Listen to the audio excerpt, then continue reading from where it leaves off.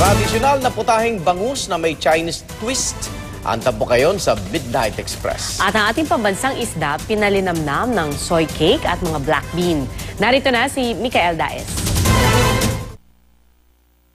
Isang tradisyonal na Pinoy na putay ang susubukan natin ngayong gabi at ang main ingredient niya ay bangus. Game. Ang aking hinanda sa iyo ngayon ay ang tochong bangus. Pero dito sa Marikina, tawag nung bata pa ako, tinochihang bangus. Siyempre, nandun yung milkfish, ginger, tahore, at saka yung black soybean. Ano po yung tahore? Tahore is a fermented soy cake.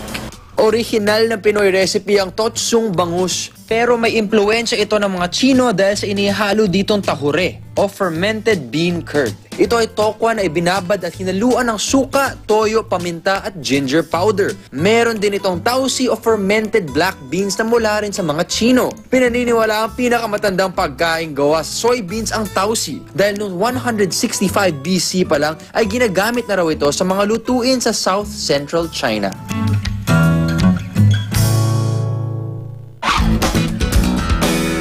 Obviously, nag-i-enjoy ako dito. 1, dahil boneless. 2, dahil ang dami kong nalalasahan mga spices. Isa na namang first time para sa akin dito sa Midnight Express. Ang first experience ko with tochong bangus.